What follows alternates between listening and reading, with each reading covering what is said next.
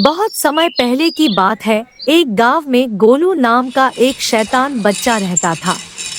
गोलू अपने दोस्तों के साथ मिलकर पूरे गांव का पानी बर्बाद कर दिया करता था। फिर एक दिन, अरे गोलू बेटा, बाल्टी से एक गिलास पानी लेकर आना। हाँ माँ, अभी लाया। गोलू बाल्टी से पानी लेने चला जाता है। क्यों ना थोड़ी मस्ती की जाए। एक काम करता हूँ, बाल्टी का सारा पानी गिरा देता हूँ, बहुत मजा आएगा। गोलू बाल्टी का सारा पानी गिरा देता है और जोर जोर से हंसने लगता है। अरे गोलू, तेरा दिमाग खराब हो गया है क्या? कितनी बार समझाया है कि पानी को बर्बाद करना अच्छी बात नहीं होती। अगर तू ऐसे ही पानी को बर्बाद करता रहेगा तो जल देवता तुझे सजा देंगे। हाँ माँ, मैं बेवकूफ नहीं हूँ, कोई जल देवता नहीं होते। और वैसे भी एक ही बाल्टी पानी तो बर्बाद किया है, मुझे पानी को बर्बाद करना अच्छा लगता है, तो मैं सोच रहा हूँ कि सारा पानी गिरा दूँ। ऐसा कहकर गोलू दूसरी बाल्टियों का पानी भी गिरा देता है और बाहर की तरफ भाग जाता है। हे भगवान, इसका क्या होगा? अब आप ही इसे सबक सिखा दीजिए प्रभु। इसे पानी की अहमियत का एहसास करा दीजिए। ऐसा कहकर औरत घर की सफाई करने लगती है। अरे आज तो मजा ही आ गया। माँ को क्या पता कि पानी गिराने से कुछ नहीं होता। बताओ, मामूली पानी के लिए मुझे डांट दिया। खैर, मुझे क्या, मुझे तो पानी बर्बाद करना अच्छा लगता है और मैं ऐसा करता रहूँगा, फिर चाहे कोई कुछ भी कहे। ऐसा कहकर गोलू जंगल की तरफ जाने लगता है। तभी गोलू को एक साधु दिखाई देते हैं जो गोलू की तरफ ही आ रहे होते हैं। लगता है ये साधु कहीं जा रहे हैं। चल गोलू, चलकर इन्हें परेशान करते हैं। प्रणाम गुरुदेव। आयुष्मान भव। हे बालक, तुम इस जंगल में अकेले क्या कर रहे हो? गुरुदेव, मैं पास के गांव में ही रहता हूँ। मैं इस जंगल में भटक गया हूँ और मुझे बहुत जोरों की प्यास लगी है। अगर आप बुरा ना मानो तो क्या मैं आपके कमंडल से थोड़ा पानी पी सकता हूँ? हाँ, क्यों नहीं पुत्र। ये लो, तुम पेट भरकर पानी पी लो और अपनी प्यास बुझा लो। मैंने आपको उल्लू बनाया, मुझे प्यास नहीं लगी है और अब मैं आपके पानी को बर्बाद कर दूंगा। बड़ा मजा आएगा।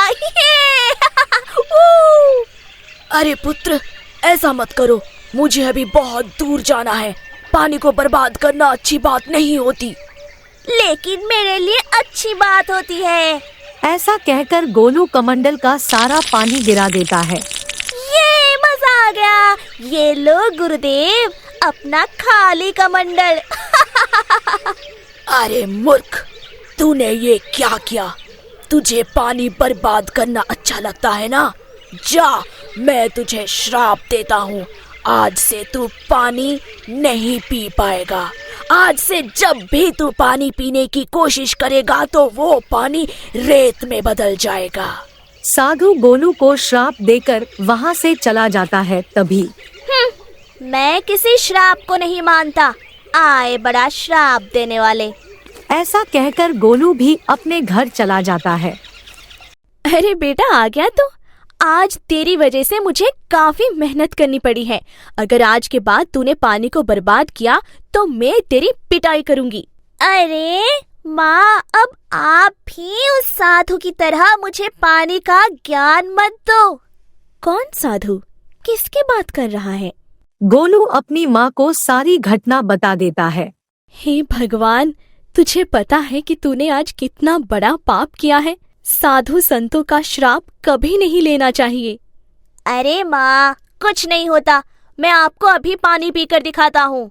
गोलू गिलास में पानी लेकर उसे पीने लगता है। तभी अचानक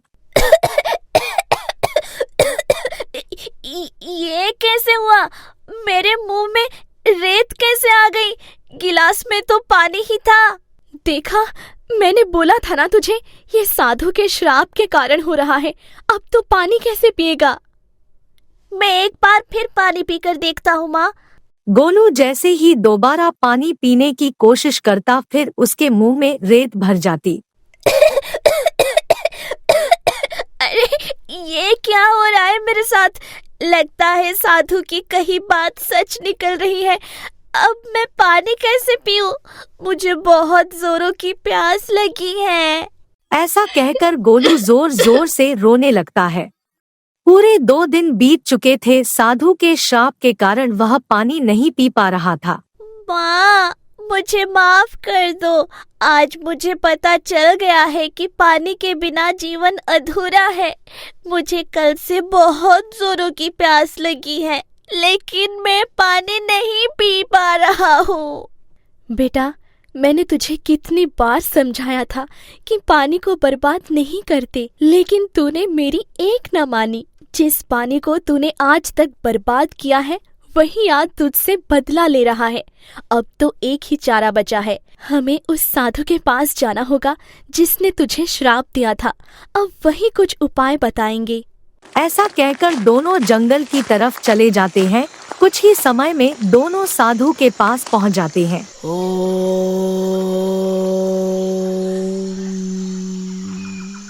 प्रणाम गुरुदेव। खुश रहो पुत्री। अरे दुष्ट बालक, तू यहाँ क्या कर रहा है? लगता है फिर कोई शैतानी करने आ गया है। नहीं नहीं गुरुदेव, ये मेरा बेटा है।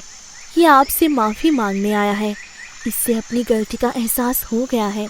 मैं आपके हाथ जोड़ती हूँ, मेरे बच्चे को माफ कर दीजिए गुरुदेव, और अपना दिया हुआ श्राप वापस कर लीजिए। पुत्री, तुम्हारे बालक ने मेरे कमंडल का सारा पानी बर्बाद कर दिया था। इस वजह से मैंने इस नादान बालक को श्राप दिया। मैं श्राप तो वापस नहीं ले सकता, लेकिन श्राप से छुटकारा पाने का एक उपाय जरूर बता सकता हूँ। हाँ गुरुदेव, कृपया करके आप मुझे वो उपाय बता दीजिए। मेरा बच्चा बहुत प्यासा है।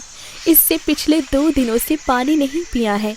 अगर तुम्हें श्राप से मुक्ति चाहिए तो पास में एक नदी है, वहां जाकर तुम्हें जल देवता की पूजा करनी पड़ेगी। वही इस श्राप से तुम्हें छुटकारा दिलाएंगे।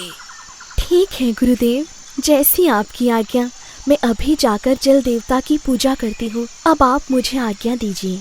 आयुष्मान भव, कल्याण हो। औरत गोलू को लेकर नदी के किनारे चली जाती है और कहती है, हे जल देवता, मैं आपको प्रणाम करती हूँ। आप मुझ पर और मेरे बच्चे पर अपनी कृपा कीजिए। तभी अचानक नदी से जल देवता निकलते हैं और कहते हैं, खुश रहो पुत्री। क्या हुआ? तुमने मुझे यहाँ पर क्यों बुलाया है?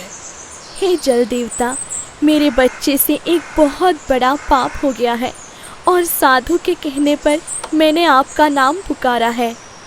कैसा पाप पुत्री? औरत सारी बात जल देवता को बता देती है। पुत्री, मैं ही वो साधु हूँ जिसने तुम्हारे बच्चे को श्राप दिया था।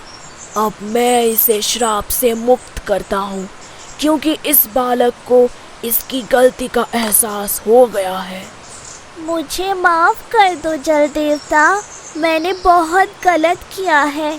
मुझे पानी को बर्बाद नहीं करना चाहिए था। अब मैं अपने जीवन में कभी भी पानी की बर्बादी नहीं करूँगा और ना ही दूसरों को करने दूंगा।